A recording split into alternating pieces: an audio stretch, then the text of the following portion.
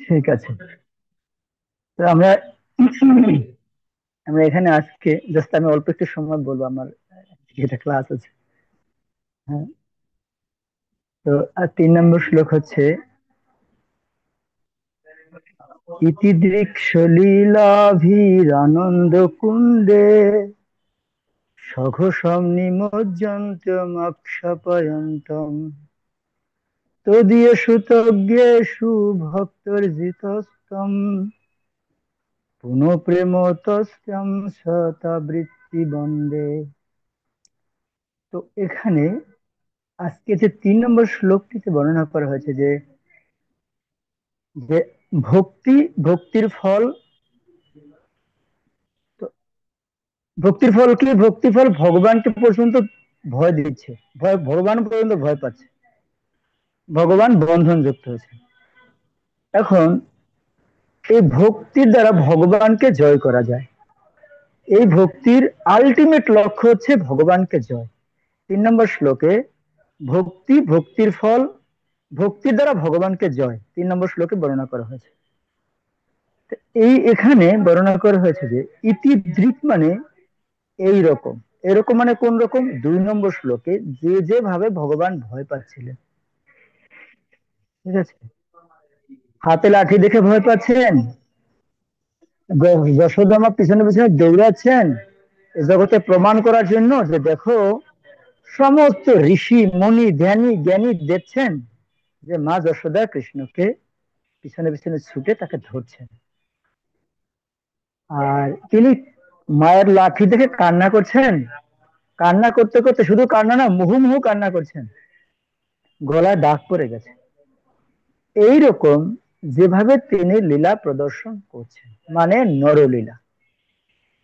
হ্যাঁ। কৃষ্ণের, কেউ কেউ মনে করে কৃষ্ণ হচ্ছে নিরাকার, কিন্তু এখানে কৃষ্ণ দেখাচ্ছেন কৃষ্ণ হচ্ছে নরাকার। হুম। আর শুধু নরাকারই না, তিনি কান্না করছেন কি দ্বারা? কিসের দ্বারা? মায়ের হাতের শাসনের দ্বারা। এরপরে বলছেন ইতিদৃক, এই রকম, সলীলাভি, মানে সলীলাভি না, স তার নিজস্ব, আর লীলাভি তার নিজের লীলার দ্বারা। ঠিক আছে। এইরকম তার নিজের লীলার দ্বারা আনন্দ কুণ্ডে, মানে আনন্দের সাগরে। কাদেরকে? তাদেরকে এমনি নিজেও আনন্দের সাগরে ভাবছেন, আবার স্বঘোষম তার নিজ গোষ্ঠী বা গোকুলবাসীদেরকে, যারা গোকুলবাসী আছে। কৃষ্ণ 3 বছর 7 মাস পর্যন্ত গোকুলে ছিলেন। এই দামবন্ধন লীলা পর্যন্ত গোকুলে কৃষ্ণ ছিলেন। দামবন্ধন লীলা হয়ে যাওয়ার পর কৃষ্ণ গোকুল থেকে বৃন্দাবনে ফিরে আসলেন। হম। তো এই যে স্বঘোষম তার নিজ গোষ্ঠী, নিজ গোষ্ঠী কারা তাহলে? তাহলে নিজ গোষ্ঠী কি শুধুমাত্র গোকুলবাসীরা? না, যারা যারা কৃষ্ণকে ভালোবাসে তারা সবাই হচ্ছে স্বগোষ্ঠী। হ্যাঁ। তারা নিজের ঘরের লোক। আর যেখানে ভগবানের কথা বর্ণনা করা হয় সেটা যদি বৃন্দাবন বা গোকুল হয়ে থাকে, তাহলে সবাই এই যারা যারা কৃষ্ণ কথা বলছে তারা সবাই গোকুলবাসী। মানে আপনারাও আনন্দ পাচ্ছেন কৃষ্ণের এই কথা শুনে, গোকুলবাসীরও আনন্দ পেয়েছিল। সেজন্য বলছেন আনন্দ কুণ্ডে।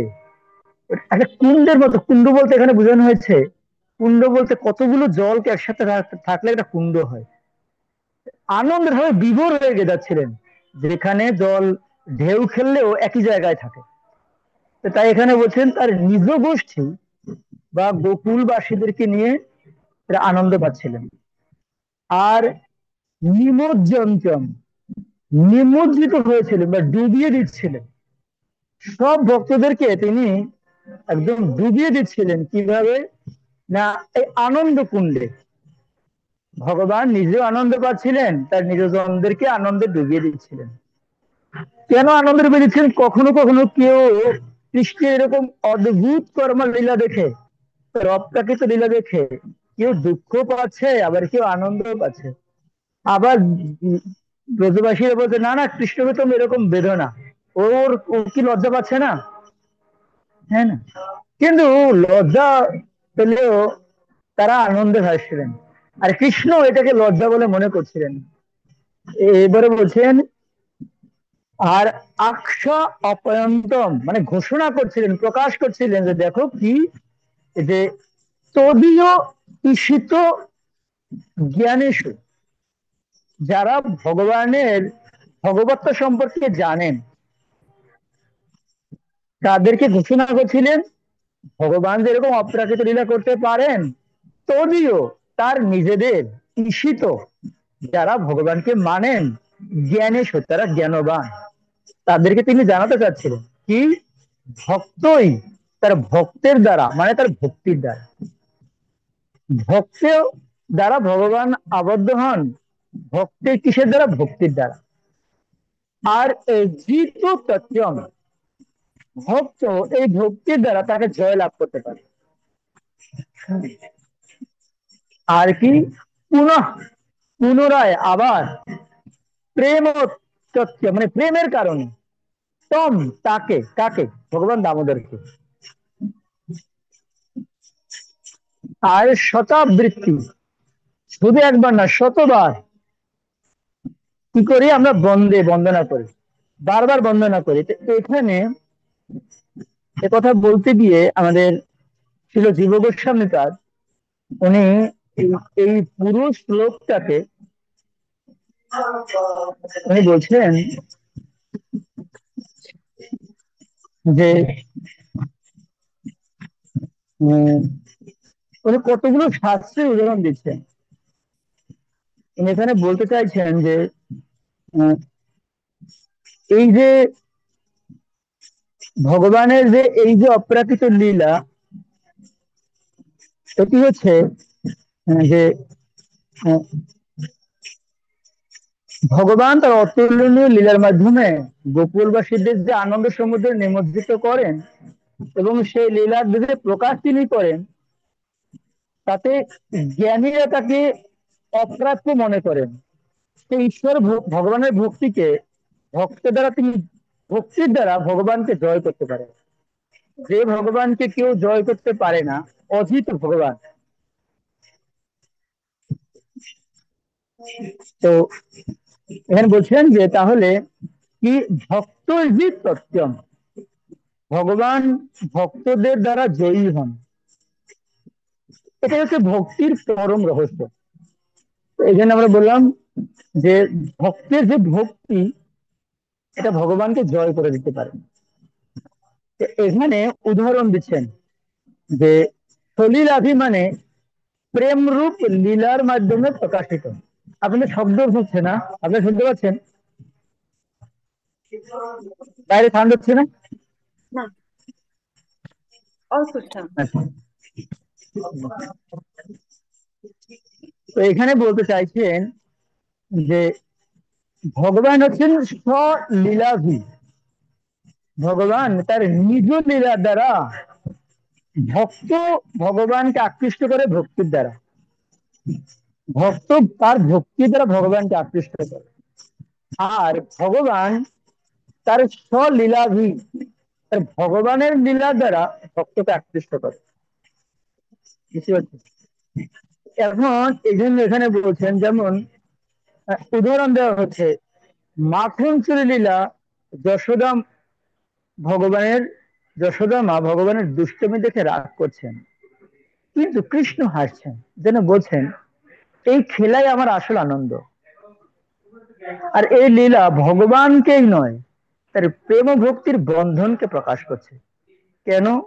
একবার একবার কৃষ্ণ আহ, এই ব্রজের একজন বৃদ্ধ গোপী ছিল। হুম, তো ওনার নাম হচ্ছে সমদক্ষী, সমদক্ষী গোপী, হ্যাঁ এরকম। তো এই গোপীর ঘরে কৃষ্ণ চুরি করতে গেলেন, আর সমস্ত সখারা তার সাথে গেলেন। তো কৃষ্ণ চুরি করে খাচ্ছেন, আর ওই গোপী কৃষ্ণের কাছে সব এগিয়ে গিয়ে দিচ্ছেন, আহ, যাতে কৃষ্ণ এটা এটা খায়। এখন ওই গোপীকে জিজ্ঞাসা করছে, কৃষ্ণ তুমি যে এটা খাচ্ছ কেমন লাগছে তোমার? তো তুমি বুঝো না তোমার ঘরে এসে খাচ্ছি? আর এরকম তুমি ভেবো না তুমি আমাকে এগিয়ে দিচ্ছ আমি নিয়ে খাবো, না না, আমি ওরকম খেতে চাই না। আমি চুরি করতে পছন্দ করি, আমি পরিশ্রম করে খেতে চাই। হম, তুমি ভেবো না যে তুমি দিচ্ছ আমি খেয়ে নিবো, এরকম না কিন্তু আমি, এটা তো আমি আমার মায়ের ঘরেই খেতে পারি। আমার মায়ের ঘরে কমতি আছে নাকি? কেন? আমরা সখারা মিলে আমরা দেখতে চাই, আমরা পরিশ্রম করে খেতে পারি। তো এখন এই যে কথা বলছেন, এই কথাটি শুনে ছিল জীব গোস্বামী পাদ বিশ্বনাথ চক্রবর্তী বা ঠাকুর বলতে চাচ্ছেন, না, কৃষ্ণ এরকমটা না। কৃষ্ণ হচ্ছেন এইরকম যে কৃষ্ণ কিছু লীলা করবে, আর ভক্ত ওই লীলাকে দর্শন করে আনন্দ সাগরে ভাসবে। কৃষ্ণ দেখবে, দেখতে পাচ্ছে চুরি করে খাচ্ছে, তার মন বলবে না না কৃষ্ণ তুমি খাও না। যখন কৃষ্ণ চলে যাবে তখন ভাববে, আরে আমি ধরলাম না কেন কৃষ্ণকে? যশোদা মা তো, উনি তো মানতে চায় না, আমি তো ধরতে পারতাম আজকে। ওই দিন ওই সমদক্ষী গোপী আহ, ব্রজে গিয়ে এই বলছেন পূর্ণমাসী দেবীকে, জানো দিদি, দিদি জানো আমাদের ঘরে কৃষ্ণ এসেছিল খেতে, কিন্তু আমি না ধরিনি, আমি ভাবছিলাম ধরি কিন্তু আমি ধরতে পারিনি কেন জানো? তখন এই যে এখন এই যে সাথে সাথে, কেন তুমি ধরলে না কেন? কেন আমি তো চাইছিলাম ধরতে, দেখো কে যেন আমাকে ভুলিয়ে রাখলো, আমি ধরতেই পারলাম না। তো তখন আহ এই যে ব্রজে যে গুরু যাকে মানতেন, উনি বলছেন যে দেখো কৃষ্ণ এরকমটাই, তুমি মনে করছো কৃষ্ণকে তুমি ধরবে, কিন্তু কৃষ্ণকে তুমি এত সহজে ধরতে পারবে না। হুম। এটা হচ্ছে কি, কৃষ্ণ নিজেও আনন্দ সাগরের ভাসবেন সলীলাভি, আবার তার ভক্তকে আনন্দ সাগরে ভাসাবেন। এর শিক্ষা কি? ভগবান আনন্দ পেতে চান, তিনি ভক্তদের আনন্দ দিতে চান, এবং লীলা ভক্তদের হৃদয়ে প্রেমের আগুন জ্বালায়। এই যে লীলা ভক্তদের হৃদয়ে কৃষ্ণকে প্রাপ্ত হওয়ার জন্য আরো বেশি উৎকণ্ঠিত করে। এরপরে এরপর বলছেন, আচ্ছা এই যে স্বলীলাভি, এটা হচ্ছে আনন্দ কুণ্ড। কেন আনন্দ কুণ্ড? আচ্ছা, আনন্দ কুণ্ড এই জন্য, অনেক মহান মহান বৈষ্ণবগণ ব্রজে এই কৃষ্ণের লীলাকে নিয়ে কোথাও চুপ করে বসে থাকে। হম, আর মানব তো তারা এরকম দেখছে যে কৃষ্ণ এখানে এখন লীলা করতে যাচ্ছে। শিবজি মহারাজ তার ঘরের সামনে বসে এসে বসে বসে দেখছেন। হ্যাঁ, যখন কৃষ্ণ ছোট ছিলেন, আশেশ্বর মহাদেব আসলেন কৃষ্ণের বাড়িতে। তো এখন আসলে যশোদা মা কৃষ্ণকে দেখতে দিবে না, কেন? কৃষ্ণ কান্না করবে, তো এই তোমার যে রূপ, তো দেখা লাগবে, তুমি তোমার যাওয়ার দরকার নাই। And কৃষ্ণ আরো জোরে জোরে কান্না করছে, যশোদা মা নিয়ে আসে, তুমি দূর থেকে দেখো। আর শিবজি মহারাজকে দেখেই একদম দাঁত খুলে হাসতে শুরু করেছে। এখন যশোদা মা বলে, তো ভালোই হলো, শিবজি মহারাজ তুমি তো দূরে থাকো, আমার দেখো এখন হাসছে আমার কোলে বলে, আমি যদি কৃষ্ণকে ছেড়ে দেই তোমাকে থেকে ভয় পাবে, তোমার গলার মধ্যে কি কতগুলো সাপ আছে। দেখো কৃষ্ণ বলে সাপগুলো কাছে আসতে চায়, কেন কাছে আসতে চাইবে না? ওগুলো তো সংকর্ষণ, বলরাম। তো বলরাম কৃষ্ণের সাথে আসতে চাইবে না, এখন ওই তুমি দূরে থাকো, তুমি কাছে এসো না। তো আশা নিয়ে শিব বসে আছে, জন্য ওর নাম হচ্ছে আশেশ্বর মহাদেব। হ্যাঁ, আরে আমি একটু কৃষ্ণকে দেখবো, তো এই জন্য এখানে বলছেন এই যে কৃষ্ণের লীলা, এটা হচ্ছে আনন্দ কুণ্ডের মতো। মানে দামোদর লীলার সময় গোকুলের সকল নারী শিশু গোপবালকরা হাসতে থাকতেন। মানে এই যে গোকুলবাসীদের এই ছোট কৃষ্ণের যে লীলা, প্রত্যেক ঘরে ঘরে দিয়ে চুরি করে খেতেন, সে সকলকে যেন মোহিত করে দিয়েছে। তারা যেই নন্দ বাবা উপনন্দ, ওনারা সিদ্ধান্ত করেছেন আমরা তাহলে এখন থেকে আর এই গোকুলে থাকবো না, আমরা গোকুল থেকে চলে যাব। তো সবার মানও এমন হয়েছে যে হৃদয় থেকে প্রাণ, এই প্রাণটা খুলে নিয়ে যাচ্ছে কেউ, কৃষ্ণকে নিয়ে যাচ্ছে, হায় হায়। তো এই যশোদামাও একবার এরকম ভাবছিলেন, যখন কৃষ্ণ চলে গেলেন আর নন্দবাবু আসে নাই, নন্দবাবুর সাথে গেলেন কৃষ্ণের সাথে। তো নন্দবাবুর জন্য অপেক্ষা করছেন কবে কৃষ্ণ আসবে, মানে নন্দবাবু আসবে। তো এবারে রথ চলে আসছে, নন্দবাবু এসে নামলেন, যশোদামা জিজ্ঞেস করছে কৃষ্ণ কোথায়। তো তখন বলছেন, তোমাকে কি বলবো, কৃষ্ণ তো আসবে না। ধুর, এই যে আমার সাথে এখনো দুষ্টামি, কৃষ্ণকে নিয়েও কেউ কেউ দুষ্টামি করে। তুমি এখনো কৃষ্ণকে নিয়ে এই অবস্থায় তুমি এরকম করছো কেন, কৃষ্ণ আসবে না কেন? আরে কৃষ্ণ মনে হয় ঘরে গেছে, হে কানাই কানাই চিৎকার করতে করতে ঘরে গেছে, ঘরে তো নাই। তো নন্দবাবু বলছে না, কৃষ্ণ নিশ্চয়ই সখাদের সাথে খেলতে গেছে। সেই ওই বৃদ্ধ অবস্থায় ডাকতে ডাকতে, কানাই কানাই করে ডাকতে ডাকতে একদম পুরো বৃন্দাবনকে ঘুরলেন যশোদা মা। যখন পাচ্ছিলেন না, পূর্ণমাসী যদি বললেন, আরে তুমি কাকে ডাকছো, কৃষ্ণকে আসছে না। যশোদা মা কান্না করছেন দেখেন যে, হায় রে, আমি তাকে কেন ডাকতে গেলাম। এই যে ব্যাপার, আনন্দ হয় কিন্তু হৃদয়ে রক্তক্ষরণ হয়, কিন্তু তবুও কৃষ্ণ এমন শব্দ তাকে ভুলতে পারে না। হ্যাঁ, এই জন্য ভক্ত আনন্দ কুণ্ডে ছিল, সনাতন গোস্বামী পা যে আনন্দ কুণ্ডকে বলতে চাইছেন, এটা আনন্দ কুণ্ড না, আনন্দ শুধু কুণ্ড হতে পারে নাকি, কি যে কুণ্ড তো হতে পারে অগ্নিকুণ্ড। তাহলে আনন্দের মধ্যে হৃদয়টা জ্বলে পুরো খাক হয়ে যাচ্ছে, এজন্য কুণ্ড। আনন্দ তো কৃষ্ণকে স্মরণ করে আনন্দ পায়, কিন্তু বিরহে কৃষ্ণ যে নাই, এজন্য হৃদয়টা যেন মানত একদম খাক হয়ে যাচ্ছে, হায় হায়। এমনটা হয়, কেউ এরকম মাকে ছেড়ে চলে যায়। এভাবে যশোদা মা বলতে বলতে, মানে বলতে বলতে কান্না করছেন, কখনো হাসছেন। এইটাকে শিল সনাতন গোস্বামী পাদ বলছেন, এটা হচ্ছে আনন্দ কুণ্ড। ভুলতে পারে না, কিন্তু আবার ছাড়তেও পারে না। হুম। তো ভক্ত আর পাগল একই রকমের হয়। পাগলের ভাবটা কি, কখনো কখনো পাগলামি করবে, আর ভক্ত এরকম, কখনো ভগবানকে মনে করে আনন্দ পাবে, হাসবে, আবার কখনো কোথায় কোথায় চিৎকার দিয়ে কান্না করবে। আমার মনে হয়, আমি একবার বৃন্দাবনে, সে রাধা কুণ্ডে ওই পিছনটায় একটা বাবা চিৎকার করে করে কান্না করছে, হে রাধে, হ্যাঁ, তোমার এই বৃন্দাবন কি দুঃখেরই থাকবে সবসময়, কৃষ্ণ তো এখানে আর ফিরে আসবে না। তো আমি ওনার পিছনে অনেকক্ষণ বসে থাকলাম, আমি কি ভাবছে। আমি অনেকক্ষণ পর জিজ্ঞাসা করলাম, बाबा की तो क्या हुआ, क्या नहीं हुआ, क्या हुआ क्यों बोलो आप। हाँ, তো কারো যদি হৃদয়টা চলে যায়, তাহলে কি থাকবে, শুধু শুধু তার উপরের শরীরটা নিয়ে সে কি করবে।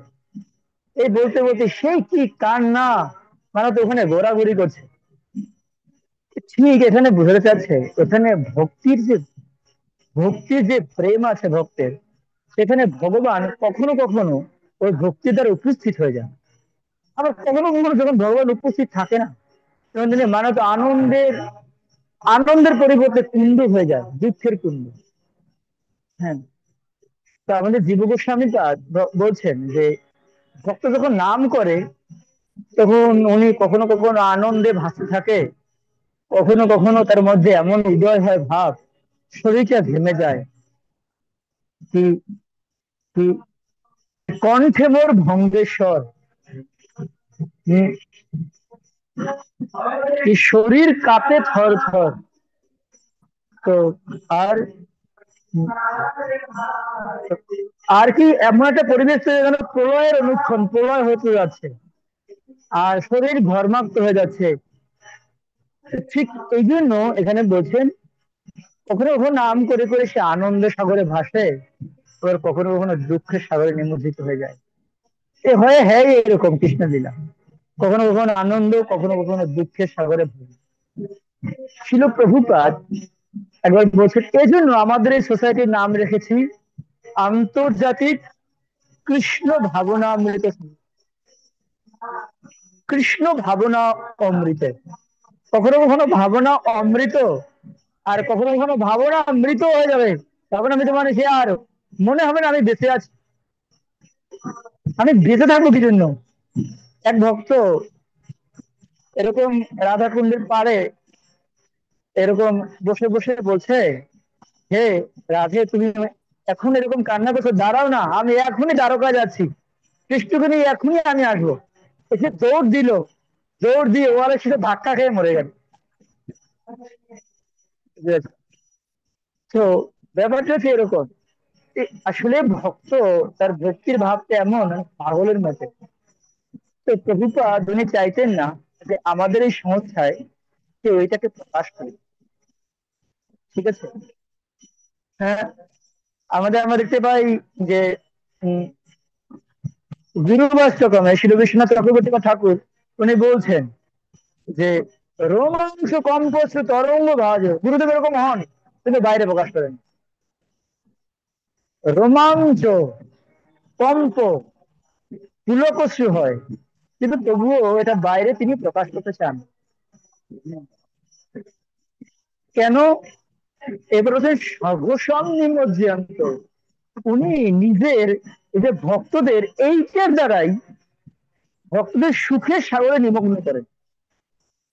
এই যে কখনো কখনো কৃষ্ণ তাকে সঙ্গ সুখ জনিত আনন্দ দান করে, কখনো কখনো বিরহ সুখ দুঃখ জনিত আনন্দ কুণ্ডের মধ্যে, দুঃখের কুণ্ডের মধ্যে ভাসিয়ে দেয়। এর দ্বারাই ভগবান ভক্তদেরকে আনন্দ সাগরের মধ্যে সঘসম তিনি ঘোষণা করেছেন। এইটাই হচ্ছে নিমজ্জিত হওয়ার পন্থা। কি নিমজ্জিত হওয়ার পন্থা? ভক্ত ভগবানকে কাছে পায়, একদম হৃদয়ের কাছে। এটাকে বলা হয় বিপ্রলম্ব,